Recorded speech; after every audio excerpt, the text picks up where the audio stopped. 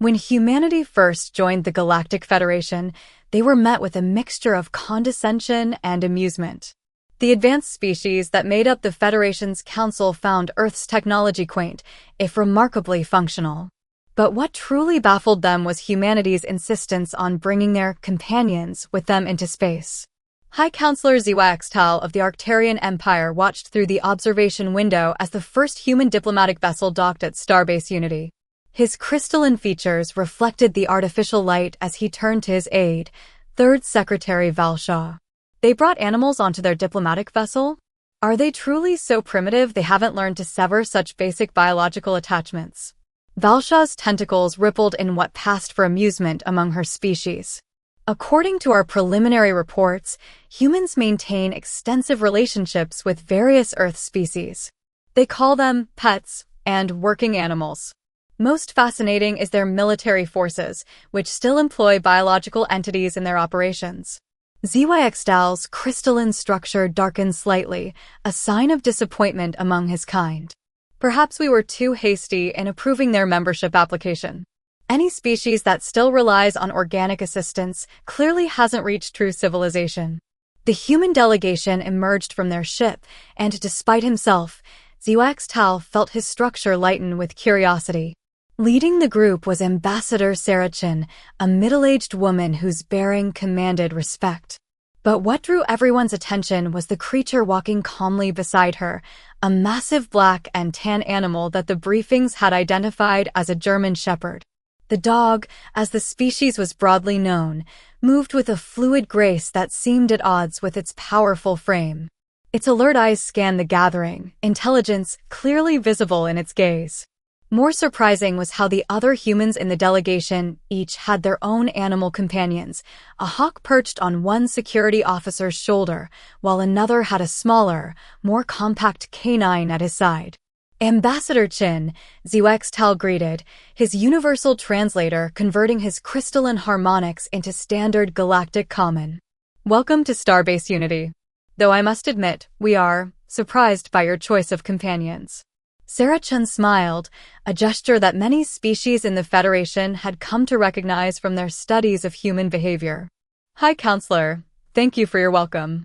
This is Rex, my partner in both diplomacy and security. Each animal companion with us today serves a vital function in our delegation. Before Zyxtal could respond, a commotion erupted at the far end of the docking bay. A Mongolian diplomat had collapsed, their environmental suit apparently malfunctioning. The Federation's security systems hadn't even registered a problem yet, but Rex's head had snapped in that direction seconds before the incident. The German Shepherd let out a single, sharp bark. Within moments, the hawk had launched from its perch, soaring across the bay to scan the area from above, while the smaller dog, which Chin would later identify as a breed called a beagle, was already running toward the fallen diplomat, its nose working rapidly. The human security team moved with practiced efficiency, following their animal partner's lead. What happened next would be recorded in Federation security logs as one of the fastest emergency responses in the station's history. The beagle had detected a microscopic leak in the Mongolian's environmental suit, something the station's sensors hadn't caught due to its size.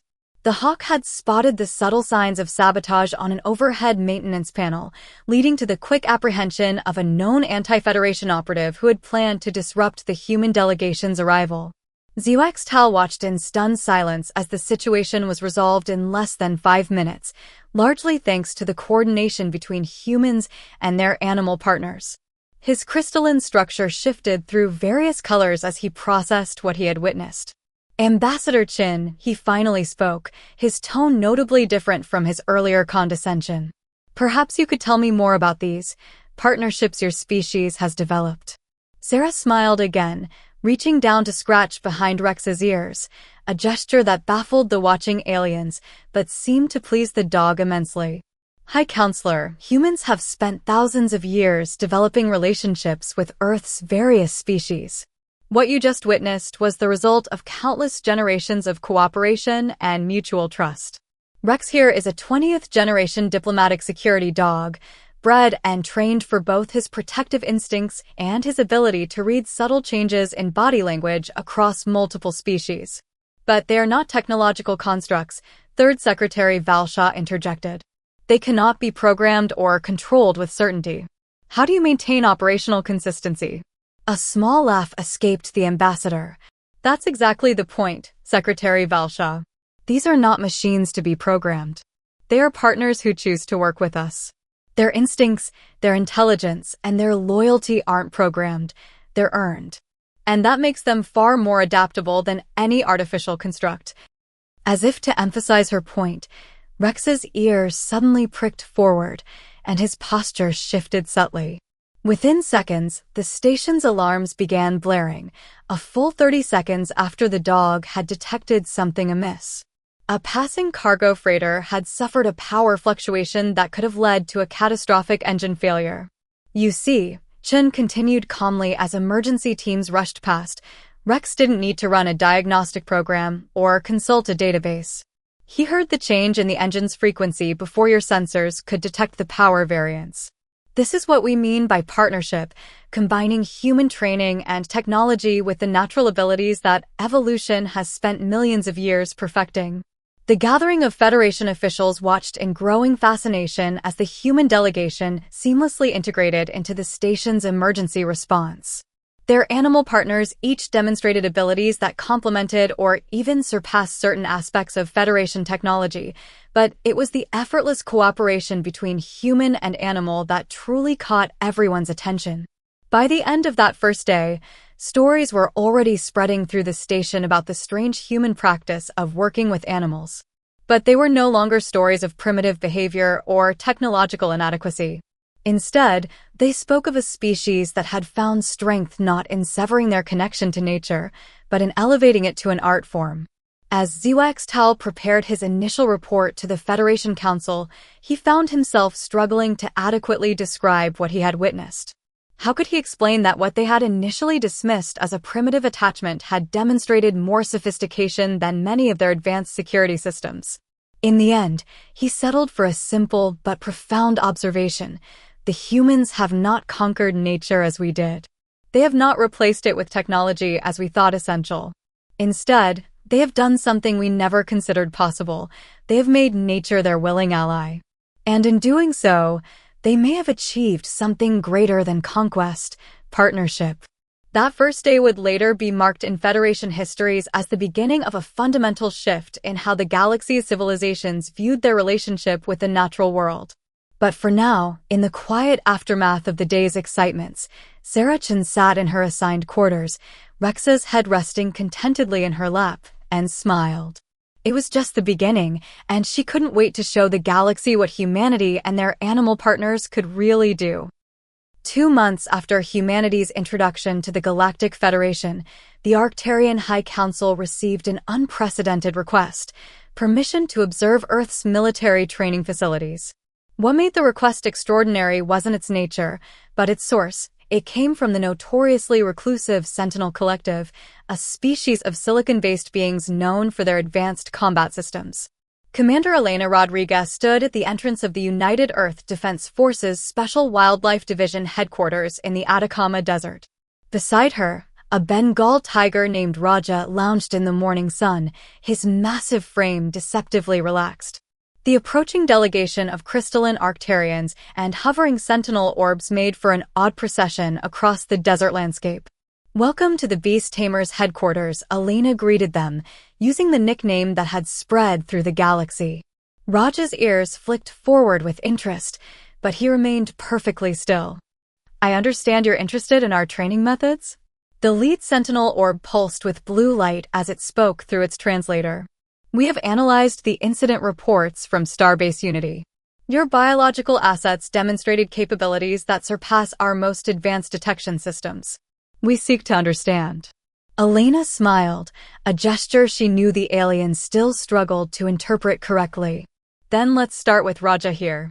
He's part of our Apex Predator program, specifically trained for ship defense and zero-gravity combat scenarios." The Arcturian representative, Junior Counselor Nixtel, stepped forward, crystalline structure shimmering with skepticism. That creature appears purely biological. How can it possibly function in space?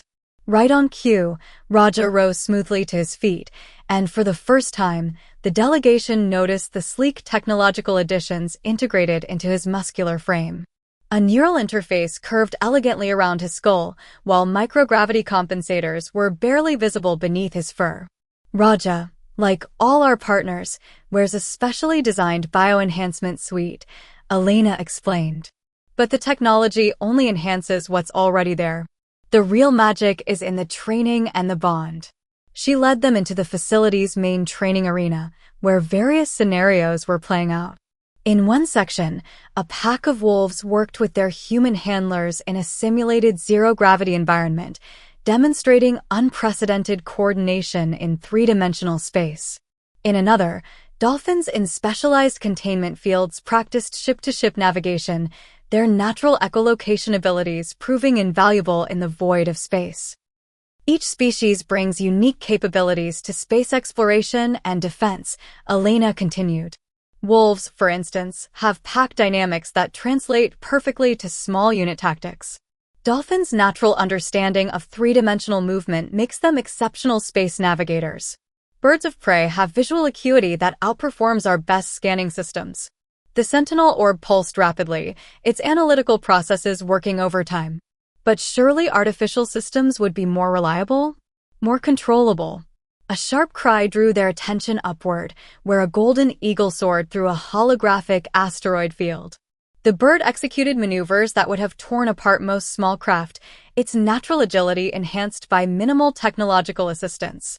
That's exactly what makes this program special, Elena explained. We don't want control, we want cooperation. These animals aren't just following commands, they're applying their natural instincts and intelligence to new environments. They adapt in ways that programmed responses never could. She led them to a secure observation room overlooking a massive training chamber. Inside, a group of handlers worked with a variety of Earth's most dangerous predators, lions, polar bears, and even a pack of honey badgers, the latter causing several Arcturians to step back despite the reinforced barriers. Our most successful partnerships come from understanding and respecting each species' natural behaviors and instincts, Elena continued. We don't try to override their nature, we work with it. The neural interfaces don't control them, they facilitate communication and understanding between species. The delegation watched in fascination as a handler demonstrated the neural link with a lioness.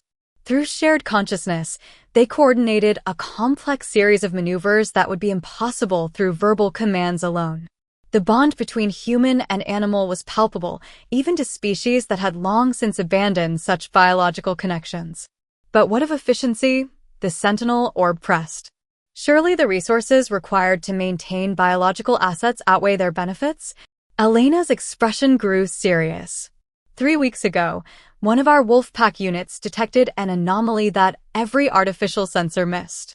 They saved an entire colony ship from a spatial tear that would have torn it apart. Last month, a dolphin navigator plotted a course through an asteroid field that our best computers said was impossible. And just yesterday, Raja here, she gestured to the tiger, who had followed them silently throughout the tour, detected a shapeshifter trying to infiltrate this very facility. The delegates turned as one to stare at the tiger, who met their gaze with the unblinking confidence of an apex predator. The Sentinel orb surface rippled with what might have been unease. You see, Elena continued, what you call efficiency, we call imitation. Our partners bring something that can't be replicated by artificial systems, intuition, instinct, and genuine intelligence that evolved over millions of years. We're not trying to replace that, we're helping it reach its full potential. She led them to a final chamber, where a massive holographic display showed the current deployment of beast tamer units throughout human space. Hundreds of points of light represented different teams, Arctic wolves patrolling the ice mines of Europa, eagles scouting the rings of Saturn, dolphins guiding ships through the treacherous currents of fold space. This is just the beginning, Elena said softly. Every day, we discover new ways our partners can help us explore and protect our expanding territory. They're not our servants or our tools, they're our companions in the greatest adventure humanity has ever undertaken. The Arcturian junior counselor's crystalline structure had shifted to a deep blue, a sign of deep contemplation. We had assumed that humanity's attachment to other Earth species was a weakness, a sign of primitive development. But you've turned it into something else entirely. Elena smiled again, reaching down to scratch Raja behind his ears. The tiger's rumbling purr filled the room, causing several delegates to step back in alarm. That's the thing about humanity, she said. We've never been good at letting go of what others call primitive. Instead, we find ways to make it extraordinary. As the delegation prepared to leave, the sentinel orb lingered behind. Its surface rippled with patterns that the translator took a moment to decode. Commander Rodriguez, would your facility be open to additional observers? The Sentinel Collective believes there may be much to learn from what you call the beast tamers. Elena exchanged a knowing look with Raja. We'd be happy to share what we've learned. After all, the galaxy's a big place. We're going to need all the partners we can get. The news of the Sentinel Collective's interest in Earth's Beast Tamers program would send shockwaves through the Galactic Federation.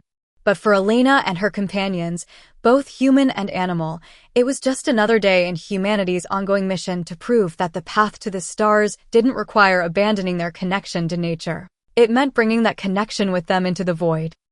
The first signs of trouble came from the Outer Rim colonies. Ships began disappearing without a trace. No distress signals, no debris fields, nothing. The Federation's most advanced detection systems registered nothing unusual in the sectors where the disappearances occurred. It was as if portions of space simply began swallowing vessels whole. Admiral Sarah Chin, recently promoted from her role as ambassador, stood on the bridge of the U.S. terraform, watching as another search grid came up empty. Rex, older now but still alert, sat at her feet, his ears constantly moving, tracking sounds that the ship's sensors couldn't detect.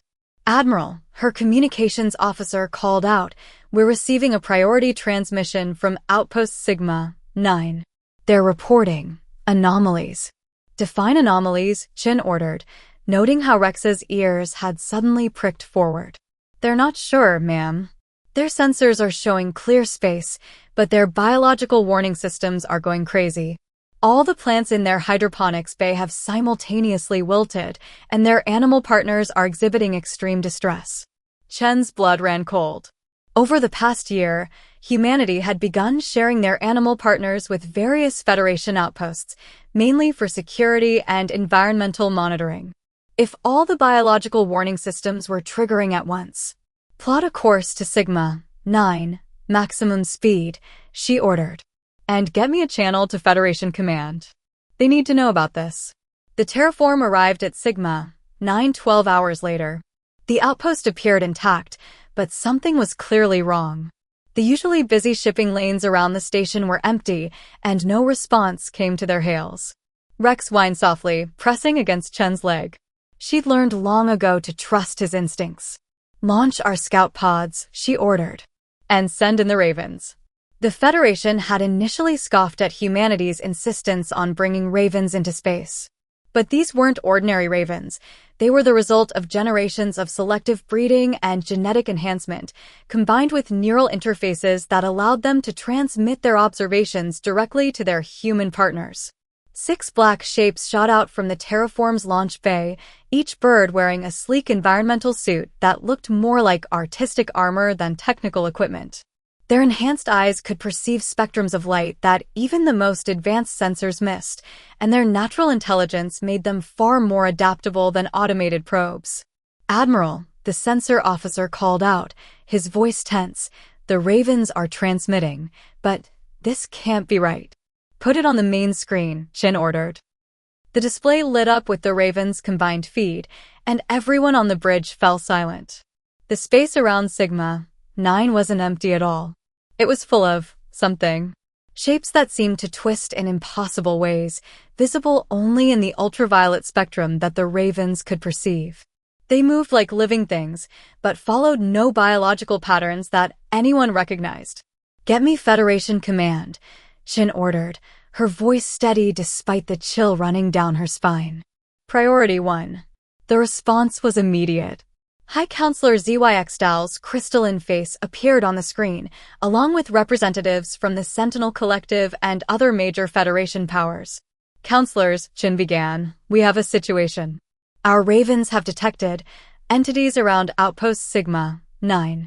They appear to exist partially out of our normal space-time reference, which is why our conventional sensors can't detect them. She transmitted the Raven's feed.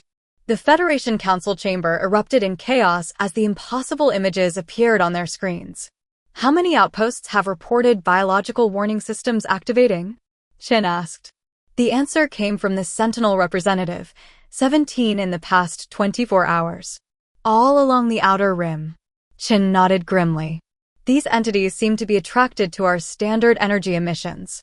That's why they're clustering around our outposts and shipping lanes. Our technology is drawing them in, but they exist in a spectrum our sensors can't detect. How can we fight what we cannot see? Demanded one of the council members. A small smile crossed Chen's face. The same way humanity has survived every other impossible challenge, by working with partners who see the world differently than we do. She outlined her plan quickly. The Federation would need to temporarily shut down all non-essential technology along the outer rim. Meanwhile, every available beast tamer unit would be deployed to the affected sectors. Animals could perceive these entities naturally, and with their neural interfaces, they could help guide defense forces to targets they couldn't otherwise detect. This is preposterous, an Arcturian representative protested. You expect us to defend Federation space with birds and dogs? Chen's response was cut off by a sudden commotion. Rex had jumped to his feet, hackles raised, staring at a point in space that appeared empty to human eyes. Simultaneously, all 6 ravens broke formation, executing evasive maneuvers. All hands, brace for impact. Chen shouted. The terraform shuddered as something struck its shields, something the sensors still couldn't detect. But Rex was already moving, leading the security team toward a specific section of the ship. Through the neural interface, Chin could sense his certainty. Whatever these entities were, they were trying to phase through the shields at their weakest point. Counselors, Chin said, turning back to the screen, in about 10 minutes, I'm going to send you footage of how German Shepherd and 6 ravens helped save the ship from an enemy our best technology couldn't even detect. After that, we can continue discussing whether my plan is preposterous. The next few minutes would prove historic in Federation records. The combination of Rex's spatial awareness and the Raven's visual capabilities allowed the Terraform's crew to track and engage the entity attempting to breach their ship. Using the animal sensory input, they were able to modify their shields to the correct frequency to repel the attack. When Chin submitted her report an hour later, she included a simple addendum. The universe is vast and full of things our technology may never be prepared for. But Earth species have spent millions of years evolving to detect threats we can't even imagine. We never went wrong betting on that evolutionary wisdom. The Federation Council would debate for another 12 hours before accepting Chen's plan. By then, 3 more outposts had gone silent. But as the first wave of beast tamer units deployed to the outer rim, humanity was about to prove once again that their greatest strength lay not in abandoning their connection to nature, but in bringing that connection with them into the stars. The emergency conference room aboard the Federation flagship Stellar Mandate had never seen such an unusual gathering. Alongside the crystalline forms of Arcturian leaders and the hovering orbs of the Sentinel Collective sat Commander Elena Rodriguez, with Raja the tiger calmly surveying the room from her side. On various screens, beast tamer units from across the outer rim reported in, each accompanied by their animal partners.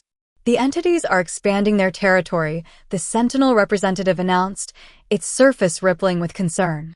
Our latest calculations suggest we have less than 2 standard weeks before they reach the core systems. Elena nodded, scratching Raja's ears absently as she studied the holographic map. Red dots marked the locations of disappeared ships and silent outposts, forming a pattern that was spreading like a cancer through Federation space. We've completed our initial analysis, she said. Each Earth species we've deployed has detected different aspects of these entities. Ravens see their physical form in ultraviolet. Dogs and wolves can sense their spatial distortions. Cats seem to detect their energy signatures. But it's our dolphins that made the most surprising discovery. She nodded to a screen where a dolphin handler appeared, her partner visible in a specialized zero-gravity containment field behind her. These entities aren't just moving through our space, the handler reported. According to our dolphin's echolocation data, they're creating microtears in the fabric of space-time itself. That's how they're bypassing our shields. The room erupted in concerned murmurs. Space-time tears were theoretical physics at best, yet here was a dolphin, of all things, confirming their existence. We've modified our strategy based on these findings, Elena continued. Each beast tamer unit will now operate as part of a multi-species team. We're calling them Noah's Arks. The holographic display shifted to show a new ship design. Unlike the sleek, technological aesthetics of standard Federation vessels, these ships incorporated distinct biological elements in their design. Each Ark will carry a complement of different Earth species, each chosen for their specific sensory capabilities. Ravens and eagles for visual detection. Wolves and dogs for spatial awareness. Big cats for energy detection. Dolphins for space-time distortion analysis. Even some species you might not expect. She gestured to a small container on the table where a spider sat in the center of an intricate web. The web strands glimmered with tiny technological enhancements. Spiders can detect vibrations we never knew existed in space. Their webs, when properly enhanced, can create an early warning network more sensitive than any artificial sensor array we've developed. We're already deploying them around key Federation installations. The Arcturian High Counselor's crystalline structure shifted in what Elena had learned to recognize as discomfort. You propose to defend the Federation with bugs? With all due respect, Counselor, Elena replied, at this point, I'd trust a spider's web over any sensor array we have. These entities exist partially outside our traditional space-time reference. We need perception that evolved to detect things beyond our normal understanding. She stood, moving to the center of the room. Raja followed, his massive form drawing nervous glances from several delegates. Humanity's greatest strength has always been our ability to adapt and work with other species. We didn't become Earth's dominant species by being the strongest or fastest. We did it by forming partnerships. Now we're asking you to trust in those partnerships on a galactic scale. The holographic display updated again, showing the proposed deployment of Noah's Arks across Federation space.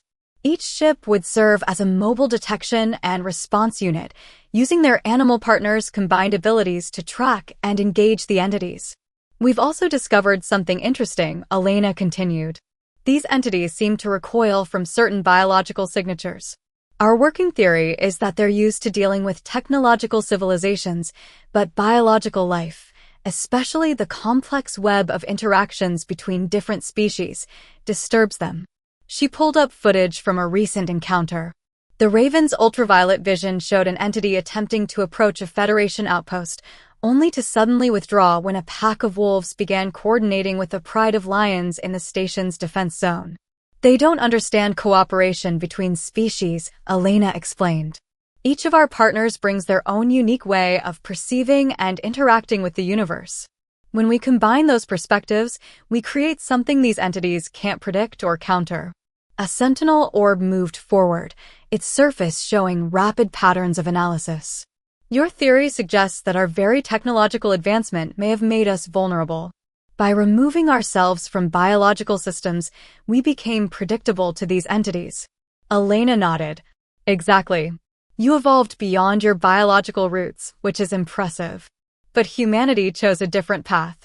We evolved with our partners, and now that partnership might be the key to saving the Federation. She turned to Raja, who had remained regally calm throughout the presentation. Through their neural link, she could sense his readiness for action, his predator's instincts already analyzing the tactical possibilities of their new mission. We're not asking you to abandon your technology, Elena continued. We're asking you to help us combine it with something older and deeper, the collective survival instincts of Earth's species. Each Noah's Ark will have Federation technology, yes, but its true strength will be in the web of cooperation between different species, each contributing their unique perspective to create a defense network unlike anything these entities have encountered. The room fell silent as the implications sank in. Humanity's primitive attachment to other species, long seen as a sign of their technological backwardness, might be the very thing that could save the Federation. The first Noah's Ark units are ready for deployment, Elena concluded. All we need is your authorization to proceed with full implementation across Federation space. The High Counselor's crystalline structure shifted through several colors before settling on a deep, resolute blue. Commander Rodriguez, you have the full resources of the Federation at your disposal. Deploy your Noah's Arks. As the meeting concluded, Elena felt Raja's satisfaction through their neural link. The Tiger had known all along what the Federation was just beginning to understand, that true strength lies not in separation from nature, but in the bonds between species. The Noah's Arks would launch within 24 hours, carrying with them humanity's answer to an impossible threat, not better technology, but better cooperation. Each ship would be a testament to humanity's unique approach to advancement, one that didn't reject the natural world, but embraced it as an equal partner in the exploration of space. The Noah's Ark Themis hung in the void of space, its unique biomechanical design setting it apart from traditional Federation vessels. Inside, Captain Maya Patel stood in the command center, surrounded by readings from both advanced technology and biological sensors. The ship's integrated web of spider silk glowed with subtle warnings, detecting disturbances in spacetime that no artificial sensor could perceive. Multiple contacts, reported Lieutenant James Chin, his neural link with the Raven Squadron providing real-time ultraviolet imagery. On the main display, the Raven's vision revealed twisted shapes moving through what appeared to be empty space, their forms defying conventional physics. Maya felt a familiar pressure against her leg. Artemis, her wolf partner, was alerting her to spatial distortions approaching from the port side. Through their neural link, she could sense the wolf's awareness of how space itself seemed to bend around the entities. All stations, battle positions, Maya ordered. Begin Operation Wild Hunt Protocols. The Themis's response was unlike anything the Federation had ever seen before. Instead of powering up weapon systems, the ship initiated what looked more like a coordinated dance of different species. Ravens and eagles soared through specially designed flight tubes that ran throughout the ship's structure, their enhanced vision tracking the entity's movements.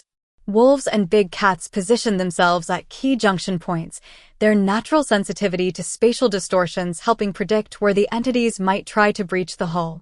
In the aquatic section, a pod of dolphins moved through their zero-gravity environments, their echolocation building a real-time map of the space-time distortions.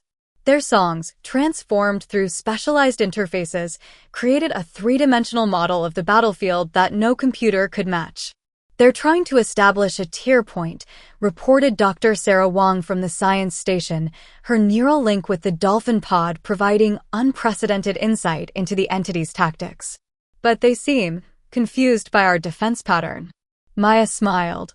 The entities had evolved to counter technological civilizations, but the Noah's Arks presented them with something entirely different, a living defense system that combined the instincts and perceptions of multiple species.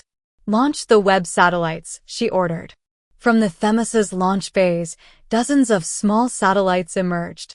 Each contained colonies of specially bred spiders, their webs forming a detection grid that could sense the smallest perturbations in spacetime. As the satellites moved into position, the entity's movements became increasingly erratic. They don't know how to process this many different types of biological awareness, Maya observed. Lieutenant Chin, begin Phase 2. The Raven Squadron split into attack formations, each bird carrying a specially designed quantum resonator, a device that could only be properly aimed using the Raven's ability to see the entities in ultraviolet. Meanwhile, the wolf pack's spatial awareness guided the ship's shield modulations, preventing the entities from establishing stable tier points. Through it all, Raja, now serving aboard the Themis as a senior tactical advisor, coordinated with other big cats throughout the ship. Their natural sensitivity to energy signatures helped predict the entity's attacks before they manifested. Entity cluster attempting to establish multiple tier points, Dr. Wong reported. The dolphins are detecting increased spacetime distortion. Just as we predicted, Maya responded. They're falling into our trap. Signal the other arcs. Across the sector, other Noah's Arks moved into position. Each ship carried its own complement of Earth species, all working in harmony with their human partners. The entities, used to facing unified technological responses, found themselves trapped in a web of different perceptions and reactions. Quantum resonators at full charge, Lieutenant Chin reported. Ravens in position. Maya nodded to Raja, who had taken up position beside her command station. Through their shared neural link, she could sense his predatory satisfaction. The entities had walked right into humanity's greatest trap, assuming that primitive meant predictable. Execute Operation Wild Hunt, Maya ordered. All species, coordinate your attacks. What followed would be studied in Federation military academies for generations to come. The Ravens, guided by their ultraviolet vision, fired their quantum resonators at precisely the points where the dolphins detected weaknesses in spacetime. The wolves and big cats coordinated to predict and counter the entity's escape attempts, while the spider webs detected and reported the smallest fluctuations in the battlefield. The entities, faced with this unprecedented combination of biological awareness and technological precision, began to falter. Their attempts to create spacetime tiers were met with immediate detection and response. Their usual tactics of bypassing technological defenses proved useless against the intuitive reactions of Earth's predators. They're trying to retreat, Dr. Wong reported, the dolphin pod's echolocation tracking the entity's desperate attempts to escape. But the web satellites have them surrounded. Maya felt Artemis tense beside her, the wolf sensing victory approaching. Through the neural network that connected all species aboard the Themis, she could feel the shared anticipation of the hunt's conclusion. All ships, execute final containment procedure, she ordered. The Noah's Arks moved in perfect coordination, their combined biological and technological sensors creating a trap from which the entities couldn't escape. The quantum resonators, guided by the Raven's precise vision, fired in sequence, creating a cascade effect that the dolphins had predicted would destabilize the entity's very existence in our spacetime. When it was over, the sector was clear of entities for the first time in weeks. The Raven's ultraviolet vision confirmed what the dolphins' echolocation and the spider web's detection grid had already reported. Operation Wild Hunt had succeeded. Maya reached down to scratch Artemis behind the ears, feeling the wolf's satisfaction through their neural link. Around the ship, other humans were sharing similar moments with their animal partners. Each species had played its crucial role in the victory. Send word to Federation Command, she ordered. The Wild Hunt protocol is confirmed effective. Recommend immediate implementation across all threatened sectors. As the message was transmitted, Maya looked around the command center of her Noah's Arkansas Ravens perched on specially designed stations. Wolves and big cats prowled designated patrol routes, and through the transparent sections of the floor, she could see the dolphins moving through their zero-gravity chambers. Each species brought its own unique way of perceiving and interacting with space, and together they had achieved what no single approach could have managed. The entities had never stood a chance. They had evolved to counter technological advancement, but they had no defense against the combined instincts and perceptions of Earth's species. In trying to invade Federation space, they had instead discovered humanity's greatest innovation, not the replacement of nature with technology, but the seamless integration of both. 5 years after Operation Wild Hunt, the Great Chamber of the Galactic Federation had undergone a transformation that would have been unthinkable just a few years earlier. Alongside the crystalline forms of Arcturian representatives and the hovering orbs of the Sentinel Collective, various Earth species now had their own designated areas. Ravens perched on specially designed poles, their enhanced eyes scanning ultraviolet frequencies. Wolves and big cats lounged in environmental bubbles, their spatial awareness adding an extra layer of security to the chamber. Admiral Sarah Chin, now serving as Earth's primary representative to the Federation Council, smiled as she watched Rex's grandson, Max, patrol the chamber's perimeter. The German shepherd carried himself with the same dignity as his grandfather, who had helped pioneer humanity's integration into galactic society. The chair recognizes Ambassador Chin, announced High Counselor Zyxtal, his crystalline structure gleaming with the deep blue of wisdom earned through experience. Please present your proposal for the Galactic Advancement Initiative. Sarah stood, feeling the comfortable weight of decades of service in her bones. Counselors, distinguished representatives, and partners of all species, I stand before you today not just as humanity's voice, but as a testament to what we can achieve when we challenge our assumptions about advancement. The chamber's holographic displays activated, showing the spread of Noah's Ark facilities across Federation space. What had begun as an emergency response to an existential threat had evolved into something far more profound. 5 years ago, we faced an enemy that our technology alone couldn't defeat. Today, I'm pleased to report that the last known entity incursion was successfully repelled 3 months ago by the Noah's Ark Prometheus. But more importantly, our partnership with Earth species has led to discoveries we never imagined possible. The displays shifted to show various breakthrough achievements. Dolphin-guided ships had discovered safe passages through spacetime that no computer could calculate. Spiderweb detection grids had revolutionized early warning systems across the Federation. The combined sensory abilities of multiple species had opened up new fields of scientific research. But perhaps the most significant change, Sarah continued, has been in how we define civilization itself. When humanity first joined the Federation, our connection to other species was seen as primitive. Today, I see Arcturian research stations with wolf partners.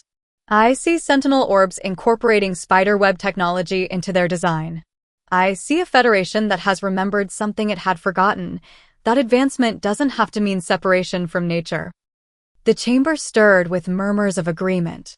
Even the most technologically focused species had come to appreciate the advantages of biological partnerships. The Sentinel Collective, once the epitome of pure technological advancement, now maintained its own core of animal partners. The Galactic Advancement Initiative I'm proposing today isn't just about expanding our Noah's Ark program, though that remains a crucial element. It's about fundamentally reimagining how we approach progress itself. The displays showed plans for new types of ships, stations, and colonies, all designed around the principle of biomechanical integration. Not just incorporating Earth species, but encouraging other Federation members to rediscover and cultivate partnerships with the diverse life forms of their own worlds. We've discovered that every inhabited world in the Federation has species with unique perceptual abilities that were often ignored in the rush toward pure technological advancement. The initiative will establish research centers on each member world, dedicated to exploring these potential partnerships. From her position near the chamber center, Sarah could feel the web of connections that now linked the Federation's species. Through neural interfaces and shared experiences, barriers that once seemed insurmountable had dissolved. Humanity's primitive attachment to other species had evolved into a model for a new kind of civilization. But perhaps most importantly, Sarah continued, her voice softening with emotion, we've learned that true advancement doesn't mean abandoning our connections to other forms of life. It means strengthening those bonds, learning from the billions of years of evolution that shaped each species' unique way of perceiving and interacting with the universe. She gestured to Max, who padded over to sit beside her. Through their neural link, she could sense his pride in their shared mission. These partnerships aren't just about practical advantages, though those have proven immense. They're about remembering that intelligence and consciousness come in many forms, and that diversity makes us stronger. The chamber's displays shifted one final time, showing the graduation ceremony of the latest class of beast tamers, except now they weren't just human. Arcturians, Sentinels, and members of a dozen other Federation species stood alongside their animal partners, each having found their own way to bridge the gap between technology and nature. The entities we faced 5 years ago, Sarah concluded, were defeated not because we had superior technology, but because we presented them with something they couldn't comprehend: the seamless cooperation between different species and different ways of perceiving reality. That victory taught us that the path forward isn't about choosing between nature and technology. It's about finding ways to bring them together. The vote that followed was unprecedented in Federation history, unanimous approval across all member species. The Galactic Advancement Initiative would reshape Federation society for generations to come. As the session concluded, Sarah watched the various species filing out of the chamber, crystalline beings conversing with their wolf partners, sentinel orbs consulting spider web arrays, diplomatic teams accompanied by their faithful companions. Rex would have been proud to see this, she thought. Max nudged her hand, his consciousness brushing against hers through their neural link. She could sense his understanding of the historical moment they had just witnessed. Humanity had joined the Federation hoping to learn from more advanced civilizations, only to teach them perhaps the most important lesson of all, that the future belonged not to those who abandoned their connections to nature, but to those who found new ways to strengthen them. As they left the chamber together, Sarah reflected on how far they'd come. Humanity's greatest contribution to galactic civilization hadn't been some technological breakthrough or military innovation. It had been the simple, profound reminder that progress doesn't have to mean leaving things behind. Sometimes, the most advanced thing you can do is remember where you came from and bring those connections with you into the future. The stars stretched out before them, filled with possibilities that no single species could fully comprehend. But together, combining their different ways of sensing and understanding the universe, they were writing a new chapter in the story of civilization, one where advancement meant not the dominion of technology over nature, but the harmony between them.